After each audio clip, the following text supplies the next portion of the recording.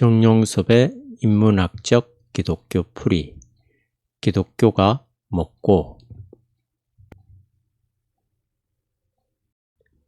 제15강 기독교 역사 개관. 오늘 하루도 재밌게 보내셨나요? 다들 잘 살아있죠? 이런 인사가 의례적인 것 같지만 사실은 아주 진지한 겁니다. 우리가 살아있다고 하는 게 특별한 일이니까요. 아직까지는 우리가 살아있습니다. 아직까지입니다. 그렇게 길게 남은 건 아니에요. 우리는 살아있지만 죽은 것과 비슷하기도 합니다. 삶과 죽음의 경계선이 명확하지 않다는 뜻이기도 합니다. 요즘 제가 기독교가 먹고 라는 주제로 사이버 공간에서 여러분들과 일주일에 2번 만나서 이야기를 합니다. 제가 여러분에게 하는 이야기들이 계속해서 제 머릿속에도 남아 있어요. 주일 예배를 드리면서 그 이야기들을 설교 형식으로 전하기도 하고요. 이런 모든 것이 저희 영적 순례의 한 순간들입니다. 무슨 말인가 하면 제가 강의를 하거나 설교를 할 때 제가 남의 이야기를 하지 않고 제 이야기를 할 수 있다는 겁니다. 나 자신에게서 완전히 소화된 이야기를 한다는 거죠. 소화되었다는 말은 어느 정도 이해했다는 말도 되지만 더 중요한 건 내가 말하는 그 사실, 말하려는 내용들, 말하는 행위, 글 쓰는 행위 전체를 통해서 내가 거기에 존재론적으로 참여한다는 거예요. 제 강의가 여러분에게는 어떻게 전달될지 모르겠지만 저 개인에게는 그렇습니다. 다시 말해 제가 설교를 하면서 신자들을 어떻게 잘 변화시키고 교회를 부흥시킬까에 집중하지 않고 일단 제가 설교하는 행위 그 자체에 집중한다는 겁니다. 그러다 보니 제가 목요일과 주일 밤에 강의한 내용이나 주일 예배 때 설교한 것들이 늘 제 머릿속에 남아 있어요. 시간이 지나면 잊히기도 하지만 지금은 그런 것들이 계속 머릿속에서 운동을 하고 있습니다. 제가 월요일마다 포항에 가서 강의하고 있는 갈라디아서도 마찬가지예요. 이런 강의가 제게 시간적으로 부담감을 주기는 하지만 저 개인에게는 많은 도움이 됩니다. 그것이 모두 그 나름대로 제 생각과 영성에 직간접적으로 영향을 미치기 때문입니다. 어제는 수요일이어서 교회 모임에서 시편 강해를 했는데요. 이런 것들 하나하나가 제 삶을 끌어가고 있어요. 그런 와중에 오늘 여러분과 이야기를 하려고 생각을 정리하다가 갈라디아서 강의와 연관해서 정리를 해야겠다는 생각이 들었습니다. 이것이 오늘 강의와는 직접적인 관계가 없지만 간접적으로는 연관이 있습니다. 어떤 연관이 있는지는 뒤에 말하도록 할게요. 실제로 대학 강의도 그렇거든요. 강의를 통해 전달되는 정보의 양이 아주 작기 때문에 그냥 지나가는 거나 마찬가지죠. 인문학이나 철학뿐만 아니라 물리학이나 자연과학도 마찬가지라고 봅니다. 교육 과정에서 이루어지는 것은 그렇게 많지 않다는 겁니다. 그 과정을 통해서 학생이 얼마나 인문학적으로 혹은 자연과학적으로 사유할 수 있게 되느냐가 핵심이지 않겠어요. 나중에 그 학생이 자기 나름대로 고유한 자연과학의 길 혹은 인문학의 길을 갈 수 있는 게 중요한 거죠. 그래서 우리의 강의와 직접적인 연관은 없지만 제 머릿속에 떠오르는 내용을 설명하려는 겁니다. 여러분에게 도움이 되었으면 합니다. 예수와 바울. 지난 시간에 우리는 복음서에 나와 있는 예수님의 십자가와 부활에 대해 생각했습니다. 그러면서 복음서와 서신서가 이에 대해서 서로 어떤 영향을 주고받았을까 하는 생각이 들었어요. 갈라디아서를 강의하면서 그런 생각이 더 강하게 들었고요. 바울은 복음서의 내용을 알았을까요? 몰랐을까요? 이건 신약 성서 학자들이 더 깊이 있게 다루어야 할 문제라서 제가 그 문제에 대한 확실한 대답을 하겠다는 건 아닙니다. 그냥 상식적인 차원에서 제가 나름으로 생각한 부분들을 말하려고 해요. 복음서와 서신서는 사실 비슷한 시기에 기록되었습니다. 좀 빠르고 늦고의 차이만 있어요. 그리고 신약 성서의 각 권들은 권위가 있는 어떤 단체에서 획일적으로 기록된 게 아니라 서로 다 다른 곳에서 기록된 겁니다. 지금으로 말하면 총회나 노회 혹은 WCC와 같은 최고의 권위를 가진 단체에서 체계 있게 만든 게 아니라 전혀 구심점이 없는 상태에서 각각 여러 곳에서 예수님에 대한 이야기가 수집되고 문서화되고 편집되었다는 거예요. 그러다 보니 어떤 일관성이 없습니다. 누가복음 공동체와 마태복음 공동체가 달랐어요. 서로 다른 공동체가 있었던 거죠. 마가복음과 그보다 더 원천이 되는 예수님의 어록직 같은 게 공유되고 있었던 것 같은데 그것도 차이가 있습니다. 복음서도 그런데 서신서는 오죽하겠어요. 다 제각각입니다. 서로 모르는 상태에서 예수님에 대한 신앙을 진술한 문서들이 바로 신약 성서입니다. 그렇다면 바울은 복음서의 내용을 알고 있었을까요? 참 많은 생각을 해야 할 부분인 것 같습니다. 제가 왜 이런 말을 하는가 하면 바울이 복음서를 몰랐을 가능성이 훨씬 높아서 그래요. 바울은 예수님의 공생애에 대해서 침묵하고 있습니다. 바울은 십자가와 부활을 자기 나름의 경험이나 해석에 따라 그 세계관을 견지하고 있을 뿐 십자가와 부활에 대한 역사적 사실성에 대해서는 침묵하고 있습니다. 바울이 예수님의 공생에 대해서 이런 방구도 하지 않는다는 것은 분명한 사실이잖아요. 동정녀 마리아에 대해 말할 때 언뜻 비추었지만 바울은 동정녀에 대해 한마디도 하지 않고 있습니다. 그저 여자에게서 났다는 것만 언급할 뿐이죠. 바울이 예수님의 공생애에 대해서 언급하지 않는 이유는 복음서를 몰랐다고 볼 수 있고 또 그가 생전에 한 번도 예수님을 만난 적이 없으니까 당연한 것으로도 볼 수 있습니다. 그러나 단순히 그런 이유만으로 바울이 예수님의 공생애에 대해서 언급하지 않았다고 해명할 수 있는 건 아니에요. 직접 만나지 못했다고 해도 또 굳이 복음서가 아니라고 해도 예수님에 대한 전승들이 곳곳에 알려져 있었을 텐데 왜 그 많은 편지들을 쓰면서 그것에 대해서는 이야기하지 않았을까요? 참 재미있기도 하고 이상하기도 합니다. 그와 아울러 유대 기독교와 이방 기독교 사이에는 어떤 차이가 있었을까요? 유대 기독교는 초기 기독교의 원형입니다. 말하자면 기독교의 모짜리와도 같아요.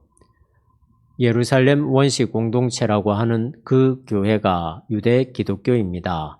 여기에서 초점은 기독교에 있는 게 아니라 유대에 있다고 봐야 합니다. 그들은 유대교로부터 독립할 생각이 전혀 없었어요. 거기 머물러 있어도 충분하다고 생각했습니다. 그러던 와중에 이방 기독교와의 갈등이 심해집니다. 이방 기독교의 태도는 바울입니다. 갈라디아서에 보면 예루살렘을 중심으로 한 유대 기독교와 바울이 세운 이방 기독교가 즉 바울의 신앙과 예루살렘의 유대 기독교 지도자들의 신앙이 크게 다릅니다. 장로교니 감리교니 하는 교단이 다른 정도가 아니라 아예 종파가 다를 정도로 달라요. 갈라디아서에서 갈라디아서에서 바울은 유대 기독교 지도자들을 사악하고 간사하다고 하면서 지금 우리가 이단을 대하듯이 말합니다. 유대 기독교의 대표자는 야고보이고요. 베드로도 유대 기독교 지도자의 대표에 속합니다. 베드로 성당에 가면 베드로와 바울의 상이 있을 정도로 두 사람은 기독교에서 쌍두마차와 같은 사람들인데요. 갈라디아서에 따르면 두 사람은 결코 같이 어울릴 수 없는 사이처럼 보이거든요. 제가 아직까지는 확실하게 풀지 못한 문제입니다. 갈라디아서를 공부하면서 절실하게 다가온 하나의 숙제거든요. 한 걸음 더 나아가서 예수님과 바울의 관계는 어땠을까요? 바울은 생전에 예수님을 만나보지 못해서인지 예수님의 공생에 대한 언급은 회피한 채 순전히 캐리어마로서의 예수님만 이야기하고 있습니다. 그런 문제를 비판적으로 보는 사람들은 바울이 역사적 예수를 죽이고 헬라화된 그리스도를 선포하고 있다. 예수는 빠지고 그리스도만 살아있다. 이와 같은 바울의 예수 이해를 다시 극복해야 한다고 말합니다. 참 어려운 문제들이죠. 오늘 이 문제들에 대해 이야기하려는 건 아니고요. 일단 이런 문제들이 있다고 제시하는 겁니다. 바울은 예수님을 정확하게 이해한 걸까요? 아니면 흔히 말하듯이 일종의 음모론 비슷하게 바울이 예수님을 왜곡한 걸까요? 지금 여기에다 다 풀어내기에는 어려운 문제이지만 방향만은 분명히 말할 수 있습니다. 제 생각에는 바울이 예수님을 오해하지 않았다고 봅니다. 이건 분명한 사실이에요. 다만 제가 여기서 조금 확실하게 정리하지 못한 부분이 있는데요. 베드로를 중심으로 한 전통과 바울을 중심으로 한 전통이 각축을 벌였는데 거기에서 역사적으로 살아남은 파가 바로 바울이었거든요. 그렇다면 실제적으로 역사 안에서 살아남은 기독교는 내용적으로 바울의 신앙을 갖고 있다고 볼 수 있는 거죠.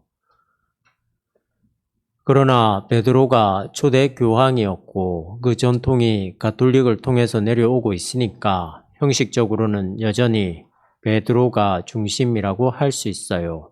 그렇게 된 건지는 불분명합니다. 3, 4세기에 성서가 경전이 되었는데 그때 바울이 유대 기독교와 겪었던 갈등들을 심각하게 생각하지 않고 미봉책으로 덮어버린 것은 아닌가 하는 생각도 해볼 수 있어요. 이런 내용은 제가 학문적인 검토를 거쳐서 말한 게 아니라 인문학적 상상력으로 문제를 짚어본 건데요. 이것이 좀 불안하기는 하지만 기독교 신앙의 진수로 들어가는 길이기 때문에 말하는 겁니다. 예수님과 바울의 관계에서 베드로나 그쪽 사람들보다 바울이 더 예수님을 정확히 이해했는지에 대한 문제도 있고 예수님에 대한 이해가 서로 같은지에 대한 문제도 있지만 갈라디아서만 놓고 본다면 복음의 문제가 있습니다. 율법과 복음의 관계는 기독교 교리의 뼈대라고 할 수 있어요. 참고적으로 말하자면 이와 같은 복음의 문제는 로마서도 다루고 있는데 갈라디아서는 초기의 작품이고 로마서는 다소 후기의 작품입니다. 그러나 같은 주제를 다루고 있어요. 여기에는 바울의 신앙이 그대로 녹아 있습니다. 어떤 사상가라도 초기, 중기, 후기의 사상이 조금씩 변천해 간다는 일반론에 따른다면 갈라디아서의 칭의론과 로마서의 칭의론은 조금 차이가 날 수도 있습니다. 기본적인 흐름은 같더라도 말이죠. 신학으로 박사학위를 받고 싶은 사람이 있다면 이 주제로 논문을 써도 괜찮을 것 같아요. 갈라디아서와 로마서에 나타난 칭의론의 문제를 다루면서 사도 바울의 사상이 전기에서 후기로 변천되는 과정을 짚는다면 참 재미있을 것 같습니다. 구체적으로 제시할 수는 없지만 문장 하나하나에 있는 작은 뉘앙스의 차이들을 통해 그것을 분명히 짚어낼 수 있을 겁니다. 예수님의 제자들과 바울의 관계에서 우리가 전제로 해야 할 것은 일단 다르다는 사실입니다. 갈라디아서에 따르면 예수님의 동생과 대다수의 사도들이 포함된 유대 기독교 지도자들의 예수님 이해와 바울의 예수님 이해는 결국 달랐어요. 유대 기독교는 토라와 할례를 여전히 지켜야 한다고 강조했습니다. 이것은 예수 그리스도만을 통해서 전적으로 그의 은총으로만 우리가 하나님에게 인정을 받고 화해하여 의로워진다고 하는 바울의 신학과는 분명한 차이가 있는 거죠. 그 당시 예수님의 사도들이 유대인들이었기 때문에 율법과 토라를 받아들인 건지 아니면 기본적으로 기독론에서 차이가 있는 건지는 사실 알기 어려운 문제입니다. 그렇다면 이런 차이를 찾기 위해서 서신들을 살펴보면 될까요? 베드로 전후서를 통해서 베드로의 신학을 살펴보면 어떨까요? 역시 찾기 힘듭니다. 베드로 전후서가 베드로의 편지라는 증거도 없으니까요. 반면에 바울의 편지는 70~80%가 바울이 저자로 확인되고 있습니다. 유대 기독교의 운명. 다른 이야기가 길었네요. 제가 지금 기독교 역사에 대한 문제들을 좀 짚는 것입니다. 이런 말을 한다고 해서 기독교의 정통 역사가 회의적이고 불확실하다는 뜻은 아닙니다. 거기에 많은 역사적인 힘들이 개입되었고 그러한 힘들을 뚫고서 기독교가 지금까지 이어져 왔다는 것을 염두에 두라는 겁니다. 다시 말해 기독교의 가르침, 내용, 도구마 등 그 하나하나가 치열한 투쟁 속에서 나왔다는 거죠. 예수님이 와서 이 땅에 자연스럽게 풍요로운 기독교 신앙의 꽃이 피었다고 생각한다면 큰 오산입니다. 황무지 같은 환경 속에서 역사를 통해 여러 사람이 이런 저런 방식으로 참여하고 논쟁하고 싸우는 과정을 거쳐 기독교가 지금까지 버텨왔던 겁니다. 앞으로도 계속 버틸 수 있을까요? 아니면 시들시들해져서 예루살렘 기독교가 유대교에 합병되고 역사에서 사라져 버린 것처럼 그냥 사라져 버릴까요? 이게 참 역사의 역설입니다. 베드로와 예수님의 동생 야고보가 세웠던 쟁쟁한 예루살렘 교회, 즉 유대 기독교는 지금 흔적조차 없거든요. 역사에서 사라졌어요. 거기에서 살아남은 건 바울이 세운 이방 기독교였습니다. 우리는 여전히 예루살렘 교회가 기독교의 모체라고 생각하는데 따지고 들자면 그렇지가 않아요. 그냥 연대기적으로 따라간다면 바울이 있기 전에 예루살렘 교회가 있었으니까 그것을 원천으로 볼 수 있기는 합니다. 그러나 바울이 시작한 이방 기독교는 예루살렘의 유대 기독교와는 완전히 달랐어요. 화합의 끈앞이 거의 없었습니다. 그러한 과정을 거쳐서 기독교가 살아나왔습니다. 우리도 기독교의 정체성을 바르게 유지하지 못한다면 유대 기독교처럼 될지도 모릅니다. 유대 기독교는 유대교와의 충돌을 두려워해서 타협하다 보니까 토라와 할례를 겸했던 것 같아요. 그들이 믿음이 없었던 게 아니에요. 예수 그리스도에 대한 믿음은 이방 기독교와 비슷했지만 유대교라는 범주를 벗어나지 않으려고 했던 생각 때문에 결국 살아남지 못하고 역사에서 사라졌던 겁니다. 물론 그 과정에서 역사적으로 우여곡절이 많았겠지만 말이에요. 기독교의 운명도 유대 기독교처럼 될 수 있습니다. 여러분은 도저히 상상이 되지 않지요. 그러나 가능합니다. 몇백 년 후를 내다보지 말고 몇천 년이나 몇억 년 후를 내다보세요. 몇억 년 후에도 여전히 지금의 기독교가 정체성을 유지하고 있을까요? 완전히 다른 종류의 종교로 달라질지도 모릅니다. 샤머니즘의 무당들이 고대에서는 정신 세계를 지배하던 주류였잖아요. 지금은 변방으로 밀려나지 않았습니까? 그런 것처럼 기독교도 우리의 삶과는 관계가 없는 역사의 변방으로 밀려날 가능성이 있어요. 그 전에 예수님이 온다면 다행이고요. 또 그러지 않기를 기대합니다. 이런 생각을 할 때 역사 안에서 살고 있는 우리의 책임감이 클 수밖에 없어요. 그러기 위해서는 유대 기독교가 했던 선택이 아니라 바울이 했던 선택, 즉 진리를 향한 치열한 노력과 투쟁이 필요한 거죠. 그렇게 역사가 내려왔습니다. 제가 놓친 게 있네요. 예수님과 바울의 관계를 놓고 볼 때 베드로나 다른 사도들보다 바울이 더 월등하게 예수님에 대한 캐리그마를 정확히 서술할 수 있었는가 하는 문제인데요. 그런 대답을 어디에서 찾을 수 있을까요? 지난 월요일에 포항에서 그 문제가 나오니까 어떤 박사 과정에 있는 학생이 그런 대답을 하더군요.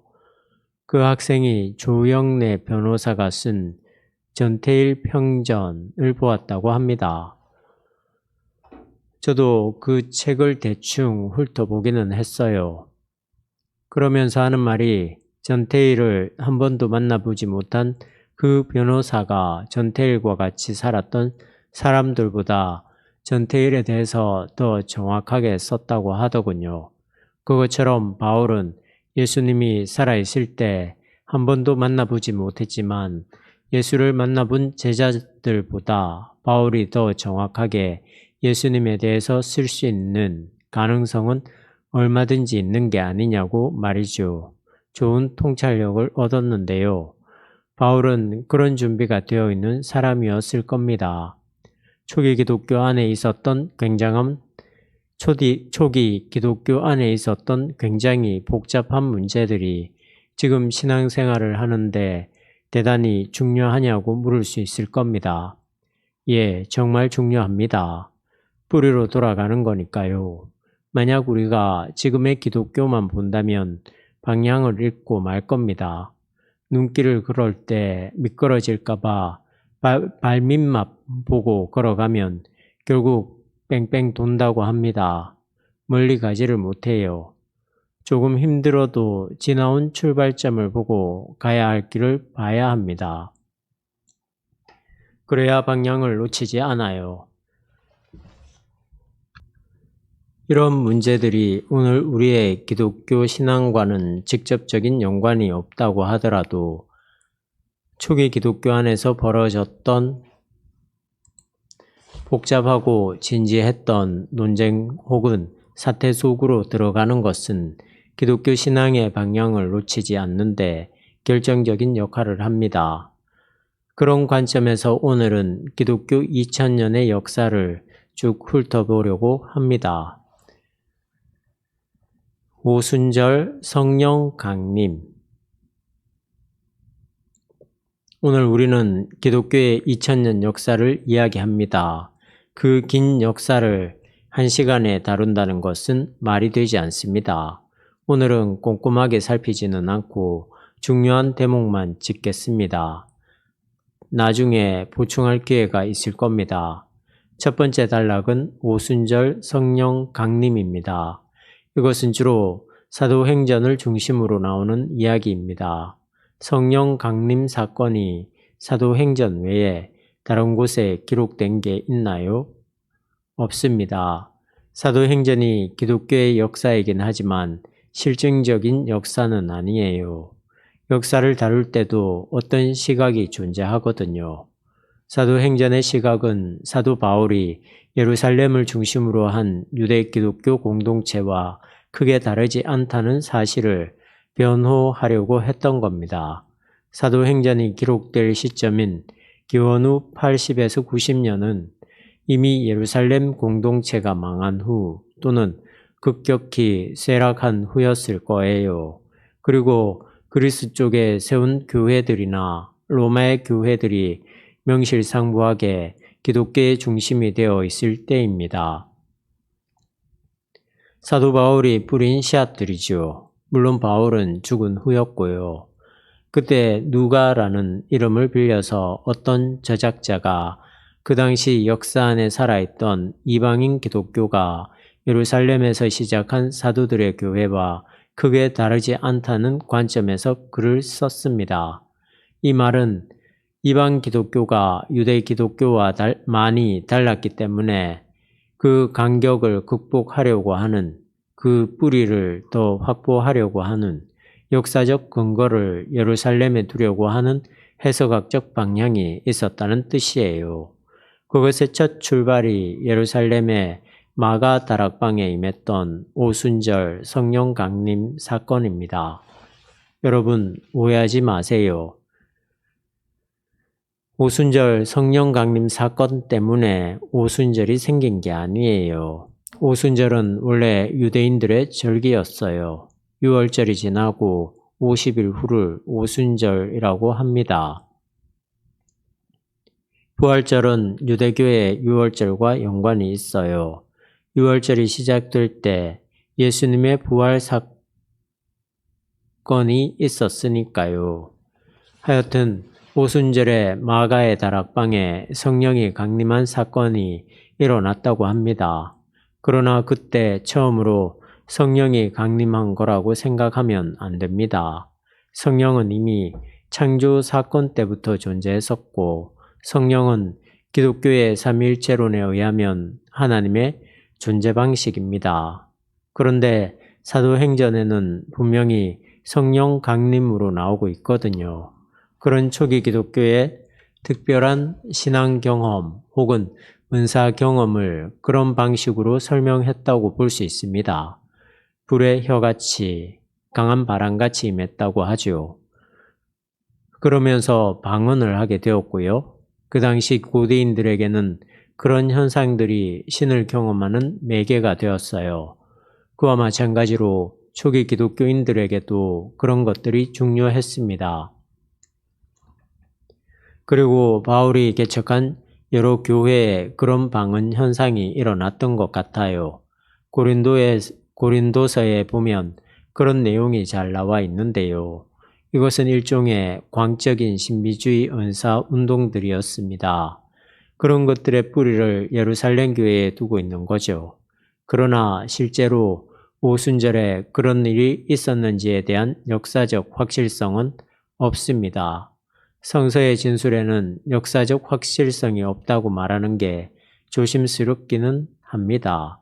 그 말을 잘 받아들이기 바랍니다.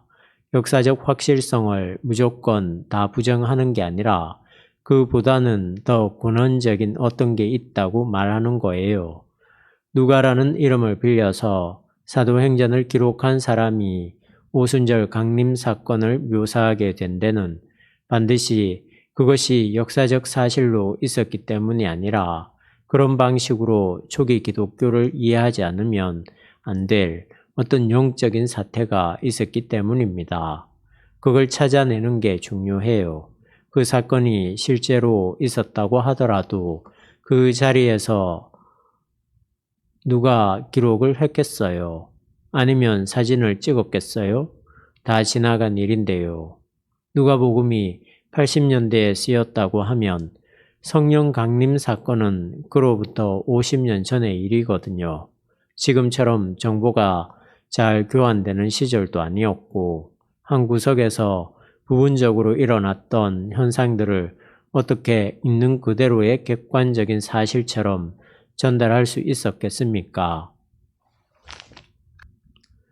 오순절 성령 강림이 사실인가 아닌가를 말하려는 게 아니니까 오해하지 마세요. 어쨌든 그들이 특이한 영적 경험을 한 것은 분명합니다. 영적 에너지죠. 그게 없었다면 그들이 어려운 상황들을 잘 뚫고 나가기가 불가능했을 겁니다. 이 부분은 이 정도로 넘어가겠습니다. 그렇다면 방언은 어떻게 된 걸까요? 마가의 다락방에 모였던 이들이 다른 언어로 말하게 되었다고 하는데요. 베드로가 예루살렘 사거리에서 아람어로 말씀을 전했어요. 오순절에는 세계 곳곳에서 성지 순례를 오는 사람들이 많았습니다. 디아스포라 유대인들은 아람어를 모르거든요. 제각각 자기가 태어나서 살던 곳의 말을 썼습니다. 그런데 성서는 디아스포라 유대인들이 베드로의 아람어를 다 알아들었다고 해요. 그게 어떤 현상이었을까요? 그걸 음성학적 차원의 사실로 받아들이면 좀 무리한 일들이 벌어질 겁니다. 오늘은 일단 이 정도로 정리하고 넘어가겠습니다. 성령 강림 사건 이후로 마가의 다락방을 초기 기독교의 출발이라고 말합니다. 그것을 기점으로 예루살렘, 사마리아, 안디옥을 거쳐서 점점 더 퍼지게 돼요. 그러다 결국 로마의 중심부까지 기독교가 들어가게 됩니다. 책에는 제가 유대교와 기독교의 갈등에 대해 조금 다루기는 했는데요. 그 책을 쓸 때는 미처 갈라디아서를 깊이 있게 공부하지 못했기 때문에 유대 기독교와의 갈등이 컸다는 사실을 정확하게 짚지 못했습니다. 책을 개정, 증보하게 되면 그 부분들을 좀 더 보충할까 합니다. 하여튼 구도가 이렇습니다. 유대교가 있고요. 유대 기독교가 있고 그 다음에 이방 기독교가 있습니다. 처음에는 물론 유대교와 유대 기독교가 있었어요. 둘이 하나라고 봐도 좋습니다. 둘 사이가 나뉘지 않았으니까요. 유대 기독교는 유대교 안에 있는 하나의 파였습니다. 바울이 기독교를 박해했다가 돌아섰다고 한 것은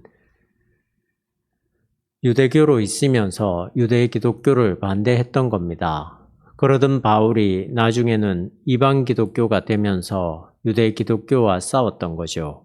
유대교의 바리새인으로 있었을 때나 완전히 기독교인이 되었을 때나 사실 바울이 계속해서 싸웠던 대상은 유대 기독교였습니다. 이방 기독교와 유대 기독교는 완전히 달랐거든요.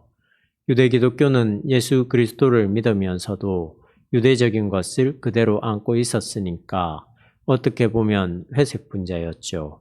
이방 기독교의 입장에서는 유대 기독교가 더 위험해 보였을 수도 있어요. 유대교가 기독교를 직접적으로 박해하지는 않았더라도 유대 기독교에 많은 압력을 넣었을 겁니다. 유대교의 압력으로 인해서 유대 기독교는 어쩔 수 없이 타협을 하고 유대교 쪽으로 많이 기울어집니다. 이때가 초기 기독교 역사에서 굉장히 중요한 시기였던 것 같아요. 말하다 보니 또 다른 모순이 생기네요. 베드로가 로마에 가서 순교한 게 맞나요? 그렇다고들 역사에 나오는데 베드로가 로마까지 가서 복음을 전했고 그래서 초대 교황이 되었다고 하는 것은 역사적 근거가 없어 보입니다.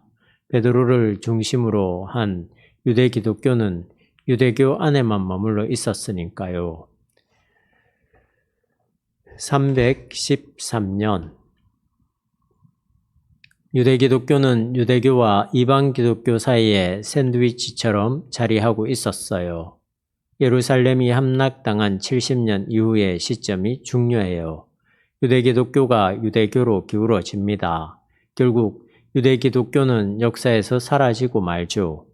만약 유대 기독교가 좀 힘들다고 하더라도 계속 이방 기독교와의 관계를 더 강하게 했다면 기독교 역사가 좀 달라질 수도 있었을 거예요. 어쨌든 그것은 지나간 역사입니다. 유대교로부터 좀 자유로워져서 기독교가 힘을 발휘하기 시작한 그 시점에 로마로부터의 박해가 심해집니다.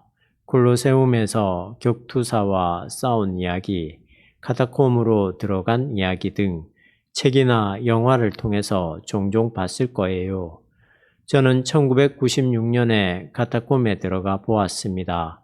카타콤은 초기 기독교인들이 로마의 박해를 피해서 일부러 땅굴을 판 곳이 아니라 원래 로마에서 만든 지하 공동 묘지예요. 로마는 깨끗한 도시였기 때문에 법률적으로 무덤을 만들 수 없었습니다. 그래서 석회암을 파고 들어가 묘지를 만들었는데요. 그것은 또 하나의 지하 세계였습니다. 그런 곳에 숨어 들어갈 정도로 기독교가 박해를 받다가 콘스탄틴 대제에 의해서 공인을 받는데 그 해가 313년입니다. 그래서 제목을 313년이라고 했어요. 오늘 우리는 기독교 역사를 한꺼번에 훑고 있습니다. 제가 말씀드리는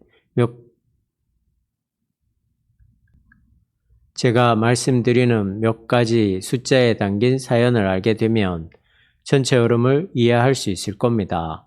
313년에 콘스탄틴 대제가 내린 밀라노 칙령은 기독교를 로마의 국교로 인정하겠다고 공표한 게 아닙니다. 단지 인정을 받지 못했던 종교에서 공인, 즉 공적인 인정을 받게 되었다는 거죠. 국교로 인정된 것은 한참 뒤인 391년입니다. 그때의 황제는 테오도시우스였습니다. 콘스탄틴이라는 사람은 기독교 역사를 말할 때 빠지지 않는 사람인데요. 기독교를 국교화한 테오도시우스보다 더 중요한 사람으로 언급됩니다. 대단한 사람이에요. 역사적으로 대단한 업적을 이룬 사람들은 대개 독재자로 문제가 좀 있습니다. 그가 기독교를 공인하는 과정에서 순수한 종교적인 체험을 했다는 이야기가 있는데요. 전쟁을 앞두고 환상을 보았다고 하지요. 하지만 그는 기독교를 이용했다고 볼 수 있습니다. 콘스탄틴은 직업 군인인 아버지와 여관 주인인 어머니 사이에서 태어났는데 그의 아버지가 황제가 됩니다. 그때는 로마가 분열되어 있었기 때문에 한참 전쟁을 했어요. 그런데 콘스탄틴은 자기 누이의 남편, 즉 매제가 되겠지요. 그 사람도 또 하나의 황제였는데 그를 죽였고 자기 장남도 죽였어요. 자기의 왕위를 넘본다는 생각이었을까요? 더구나 자기 아내도 욕조에서 질식사를 시켰거든요. 권력에 방해가 되는 대상은 다 처형해 버렸던 것 같아요. 콘스탄틴 이후로 종교와 정치가 누이 좋고 매부 좋고 하는 과정을 걸었습니다. 긴 과정에 대해서는 강의안을 참고하세요. 기독교가 로마의 국교가 됨으로써 기독교는 손대지 않고 코풀 수 있는 아주 좋은 기회를 맞았지만 그 반면에 갈릴리 예수의 복음은 역동성을 상실한 양면성이 있습니다. 아래 1054년, 1517년 항목은 당시 강의 내용이 충실하지 못해서 이번 제2판을 기해 강의안의 해당 내용으로 대체했다. 필자주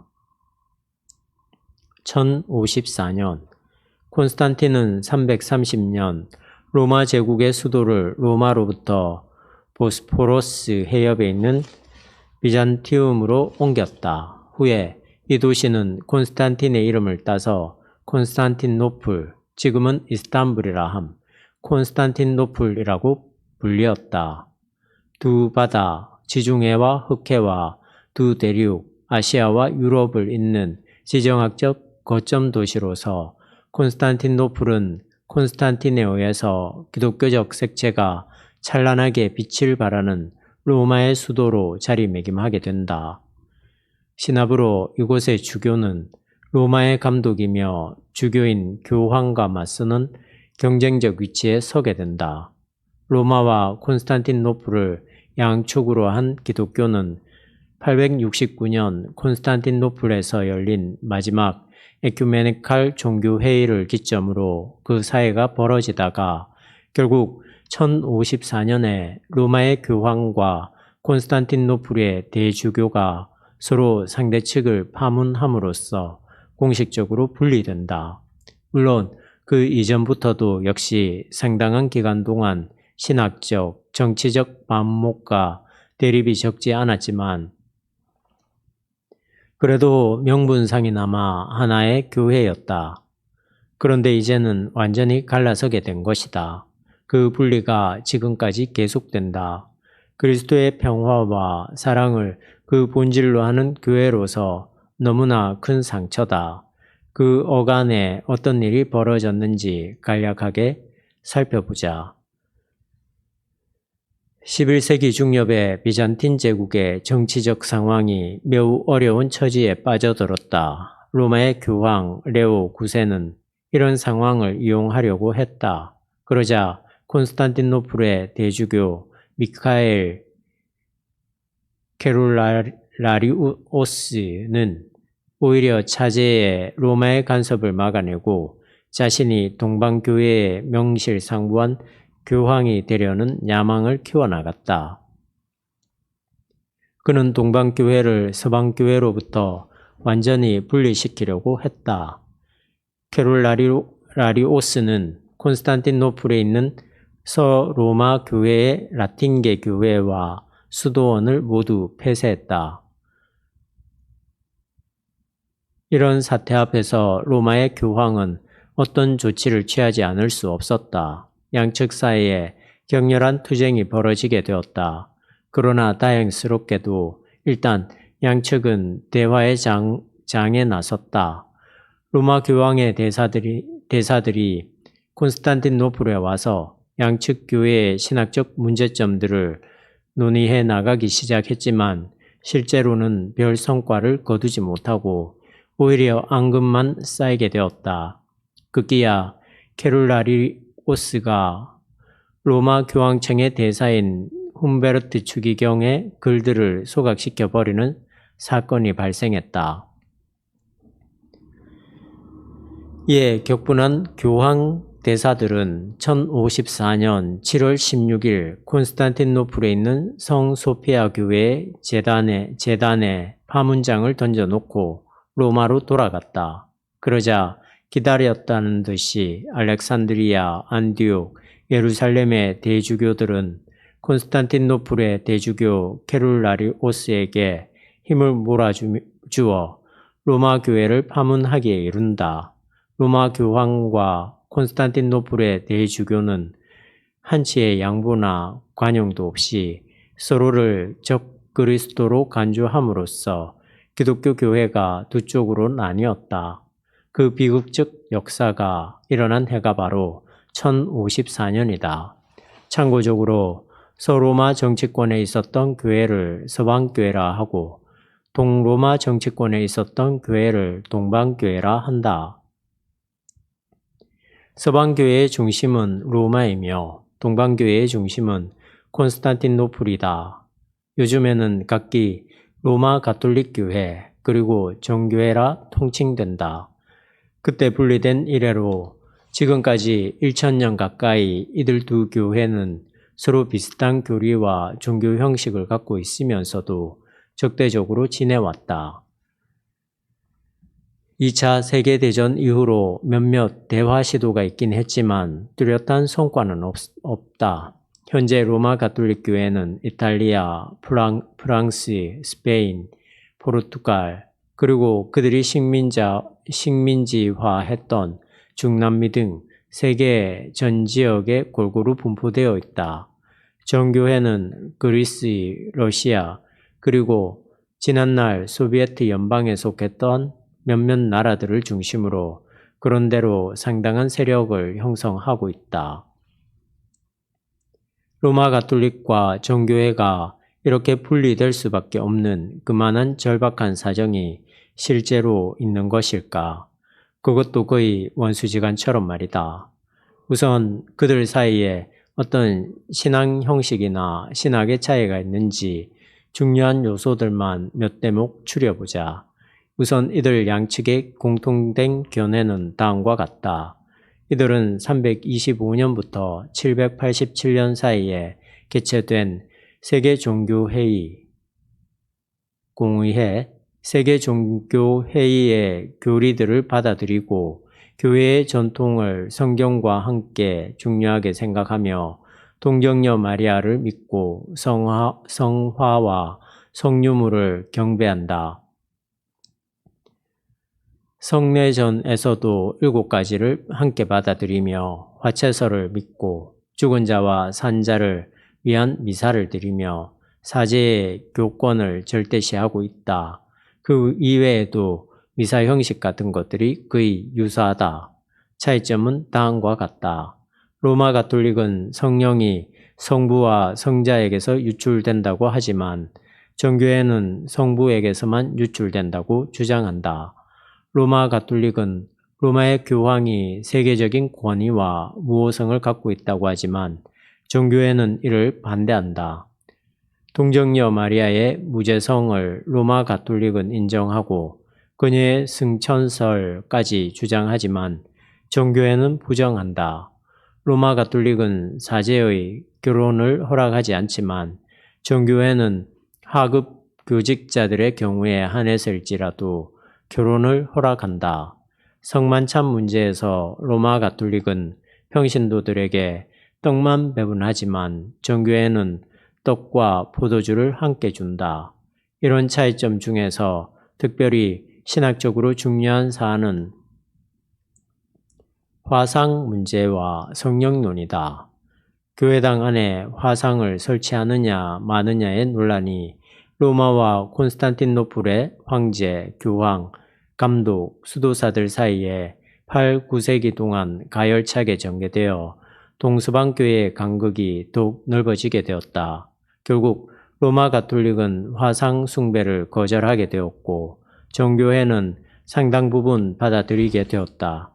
성령이 성부에게서만 유출되는가 아니면 성자에게서도 역시 유출되는가 하는 문제는 즉 단출설과 복출설 문제는 너무나 복잡한 신학 문제이기 때문에 여기서 심층적으로 다룰 필요는 없고 그것이 동서방교회 분리에 어떤 계기를 마련했는가 하는 관점에서만 짚어보도록 하자.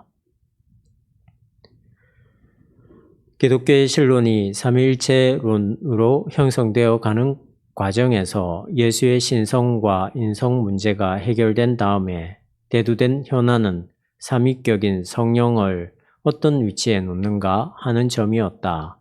325년 니케아 회의에서 처음 결정된 신조에는 우리가 성령을 믿습니다 라고 되어 있다가 후에 우리는 성부에게서 나신 성령을 믿습니다로 변경되어 모든 교회들이 받아들이는 명제가 되었다. 589년 톨레도에서 열린 3차 세계종교회의에서는 니케아 신조 라틴어판에 처음으로 필리오케 그리고 성자에게라는 구절을 삽입하게 되었다. 서방교회에서는 전반적으로 받아들인 반면에 동방교회에서는 적극적으로 반대함으로써 양측 교회는 이 신학적 문구를 두고 오랜 세월에 걸쳐 반목하게 되었다. 이 문제는 지금도 역시 여전하다. 참고적으로 개신교는 이 문제에 관해서만큼은 로마 가톨릭의 입장에 서 있다. 1054년 어간의 분열 역사는 여러 정치, 사회, 신학적 배경을 고려해야만 설명될 수 있지만 다층다기한 여러 정황 가운데서도 결정적으로 작동한 요인 한 가지를 확인할 수 있다. 그것은 곧 기독교의 교권화라는 것이다. 교회가 로마 제국의 존재 기반이라 할 힘의 논리를 받아들임으로써 신앙의 본질보다는 자신들의 기득권을 놓치지 않으려는 온갖 방법을 강구하게 되었다. 그것을 확대 재생산하려다 보니까 결국 극단적 행동까지 마다하지 않게 되었다. 만약 기독교가 이러한 힘을 행사할 수 있는 자리에 오르지 않고 온전히 봉사하는 공동체로서 즉 소외된 자를 위해 봉사하며 순환받는 공동체로 남아 있었다면 종파 분열은 상상할 수조차 없었을 것이다.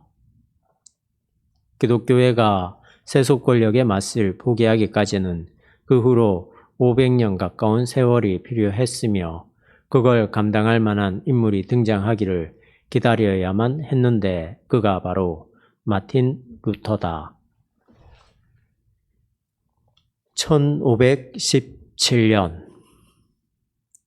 1517년 10월 31일 95개 조항의 신학 명제가 기록된 일종의 대자보가 비텐베르크 성당 출입문 상단에 나붙었다. 이 대자보 내용이 구텐베르크의 금속 활자 발명 덕분으로 삽시간에 독일 전역의 인쇄에 배포되었으며 그 반향이 요원의 불길처럼 번져나갔다. 이 대자보의 작성자는 비텐베르크 성당의 사제이며 교수인 마틴 루터 박사였다. 교황청은 이 사건을 접하고 직간접으로 루터에게 압력을 가하여 이 소책자와 그가 출판한 그 이외의 반교황적 문서들을 자진 폐기 처분하도록 명령을 내렸지만 루터는 교황의 뜻을 따르지 않고 훨씬 더 강력하게 자신의 신학적 주장을 널리 확산시켜 나갔다.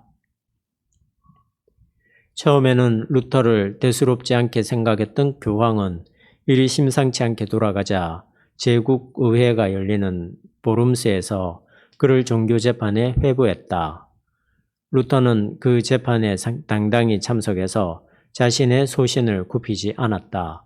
그 결과로 유죄가 선고되었지만 다행히 프리드리크 선제후의 적극적인 개입으로 바르트부르크 성으로 피신할 수 있었으며 그는 그곳에서 성경을 독일어로 번역하는 등 많은 신학 문건들을 완성시켰다. 교황청의 유죄 선고와 출교령 이후로 루터는 교황청과 완전히 결별하고 독자적으로 활동하게 되었다. 그를 지지하던 많은 독일 사제들과 귀족들 그리고 중산층 상공인들의 도움으로 로마 가톨릭 교회에 지배받지 않는 새로운 교회가 출현하였으니 그 교회가 바로 프로테스탄트다. 마틴 루터의 종교개혁 과정을 살펴보면 단순히 신학적 혹은 교회 실천적 요소만이 아니라 독일인들의 반이탈리아 정서가 상당히 강하게 작용한 것으로 보인다. 독일 교구의 재산이 시간이 갈수록 이탈리아 로마로 옮겨가는 것을 그리고 교황이 거의 이탈리아계로 선택된다는 사실을 게르만 민족이 받아들이기 쉽지 않았을 것이다. 또한 르네상스 이후 형성된 민족주의와 상공인 중산층의 확대로 인해서 루터의 종교개혁 운동이 독일 지역 안에서 탄력을 얻게 되었다는 점도 중요하다. 이제 교황청의 중앙 집권적 교권의 반기를 들고 지역교회를 중심으로 한 민주적 교권이 훨씬 강한 설득력을 확보하게 되었다. 다른 한편 이러한 외부적 요인만이 아니라 교황청이 루터 사건을 대하는 태도가 지나치게 과민했다는 내부적 요인이 일개 무명의 사제요 신학 교수에 의해 제기된 작은 신학적 불씨를 교회만이 아니라 유럽의 전 사회, 문화, 정치에까지 결정적인 영향을 끼치게 될 큰 불길로 확대시킨 게 아닌가 생각된다. 종교개혁의 씨앗이 된 95개 항목의 대자보는 원래 교황청을 근본적으로 부정하는, 그래서 그것에 반하는 교회를 새롭게 건설해야겠다는 뜻으로 작성된 것이 아니다. 신학자로서 자신의 교회의 신학적 문제를 제기하고 이 문제를 공개적으로 토론해보자는 제안이었을 뿐이다. 이 작은 논제들이 처음의 의도와는 달리 독일의 민족주의와 교황청의 알레르기식 반응으로 인해서 걷잡을 수 없는 방향으로 발전하게 되었고 결국 종교개혁이라는 역사적 사건으로까지 발전하게 되었다. 루터가 제기한 논제들은 핵심적으로 두 가지 문제에 집중된다. 하나는 면죄부이며 다른 하나는 교황모설이다. 로마의 베드로 성당 건축비가 예상외로 많이 들어가게 되자 교황청은 재원 마련을 위해서 면죄부를 판매하기 시작했다. 연옥에 있는 조상이나 형제들의 영혼을 위해서 면죄부를 구매하면 그 돈이 헌금함에 들어가는 순간에 그 영혼이 구원받아 천당으로 들어가게 된다고 선전했다. 루터는 이를 비성서적이고 비신학적인 주장이라고 공격했다. 교황모설은 원래 로마 가톨릭의 본질적인 교리는 아니지만 교황권을 강화시키려는 교황들로 인해서 점차 교리화된 내용이다. 루터는 교황이 무오하다는 주장을 용납할 수 없다고 생각하고 교황보다도 주교회의가 더 권위 있는 의결권을 가져야 한다고 주장했다. 루터, 독일 그리스도인 귀족에게 참조. 로마 가톨릭과 프로테스탄트 사이의 신학적, 실천적 차이는 로마 가톨릭과 종교회 사이에 그것보다 훨씬 분명하다. 우선 주변적인 몇 가지 사실부터 점검해보자. 가톨릭 신자들은 예수의 어머니인 마리아를 승천한 분으로, 무죄한 분으로, 그리고 하늘나라에서 그리스도께 세상 사람들의 기도를 전달해 주는 분으로 생각하지만 개신교 신자들은 마리아의 종교적 의미를 별로 중요하게 생각하지 않는다. 가톨릭 교회의 사제들은 예외 없이 남성 독신이지만 개신교 성직자들은 거의가 남성 기혼이다. 가톨릭은 7가지 예전을 영세, 고해, 영성체, 견진, 혼배, 서품, 종부 7가지 예전을 실행하는 데 반하여 개신교는 세례와 성찬식 2가지만 예전으로 취급한다. 로마 가톨릭에서는 신부만이 미사를 집전할 수 있는 데 반하여 만인 제사장직을 주장하는 개신교에서는 모든 신자들이 직접 예배를 드릴 수 있다. 1962에서 1965년에 열린 2차 바티칸 공회의 이후로 로마 가톨릭은 많은 점에서 전향적으로 개혁되어서 개신교와의 관계 복원에 힘쓰고 있다. 예컨대 적대적으로 대하던 개신교를 나누인 형제들이라고 부르기 시작했고 라틴어로 드리던 미사를 자국어로 들을 수 있게 된 것들이다. 적지 않은 개신교 신자들 중에는 아직도 로마 가톨릭을 이단이라거나 우상 숭배자들이라고 몰아붙이는 이들이 있긴 하지만 그들의 태도는 깊이 알지 못함의 소치로 일단 접어두기로 하자. 같은 기독교 형제로서 가톨릭과 개신교는 아직 요원한 듯 보일지 모르지만 결국 언젠가는 일치를 이루어야 한다는 당위를 전제한 가운데 서로의 차이점을 인정하고 대화를 계속해 나가야 한다. 1948년 우리는 앞에서 기독교의 대분열인 1054년과 1517년에 일어난 사건들을 살펴보았습니다. 이 분열의 역사가 개신교 안에서 더 심각해졌어요. 1948년은 개신교 안에서나마 이런 분열의 역사를 극복하기 위한 일이 일어난 때입니다. 세계교회 협의회 WCC 창립총회가 개최된 해입니다. 1948년에 암스테르담을 시작으로 9차까지 열렸어요. 1차는 암스테르담, 네덜란드 1948년, 2차는 에반스톤, 미국 1954년, 3차는 뉴델리, 인도 1961년, 4차는 움라스, 스웨덴 1968년, 5차는 나이로비, 케냐 1975년, 6차는 밴쿠버, 캐나다 1983년, 7차는 캔버라, 호주 1991년에서 열렸는데요. 7차 총회에서 우리 한국의 한 여자 신학자가 오픈 예외 설교를 해서 센세이셔널한 반응을 일으켰습니다. 한쪽으로는 굉장히 호의적인 반응을, 다른 한쪽으로는 비판적인 반응을 받았어요. 정형경 교수지요. 유아여대에서 조직신학 교수를 하다가 지금은 뉴욕의 유니온 신학대학에서 교수를 하면서 국내 매스컴에도 가끔 글을 쓰는데요.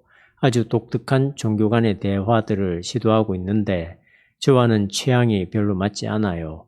어쨌든 대단한 분인데 이때 떴습니다. 8차는 하라레, 짐바브웨 1998년이고 9차가 2006년에 브라질의 포르타 알레그레에서 있었습니다. 우리나라에서는 아직 WCC 총회가 열리지 않았습니다. 왜 그런지 모르겠어요. 아프리카 짐바브웨에서도 열렸는데 아시아에서 거의 제일 막강한 기독교 세력을 형성하고 있는 한국에서 총회가 열리지 않았다는 게 말입니다. 앞으로 통일이 되면 우리나라에서도 열리지 않을까 싶네요. WCC 1차부터 9차까지 열렸던 문서들을 검토해보면 세계 교회의 신학적 관심이 어디에 있는지 잘 알 수 있습니다. 이 강의가 있고 얼마 후에 10차 총회가 2014년 10월 30일에서 11월 8일 부산에서 열리기로 결정되었다. 필자주. WCC가 연관된 우리나라의 단체가 한국교회협의회, 일명 교회협입니다. 그냥 NCC라고도 하죠. 여기에는 기장, 예장, 통합, 기감, 성공회, 보건교회, 구세군, 하나님의 성회, 정교회가 회원교단으로 있습니다. 이게 한국을 대표하는 에큐메니컬 단체인데 요즘에는 힘이 없습니다. 대신 한기총, 한국기독교총연합회가 막강하죠. 소위 돈 있는 부자교회의 목회자들이 한기총에서 활동하고 가난한 교회 목회자들은 NCC에서 활동한다고 보면 크게 틀리지 않습니다. 뭔가 비정상적입니다. 교회협 신학을 용공주의라고 말하는 사람도 있으니까요. 하여튼 1948년에 WCC 창립총회가 있었고 그로 인해 개신교의 에큐메니컬 운동이 본격적으로 일어났다는 점을 기억해 주세요.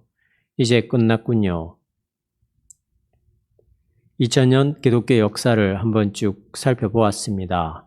마가의 다락방에서 있었던 성령 강림 사건 이후로 원시 기독교 모임이 시작되었고 이것이 예루살렘 전체와 유대 사마리아, 갈릴리, 안디옥까지 쭉 퍼져서 세계의 중심 종교로 확장되었습니다.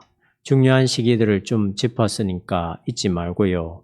로마의 인정을 받고 동서교회가 분리되었다가 다시 일체의 길을 가고 있다고 했습니다. 이제 마치겠습니다.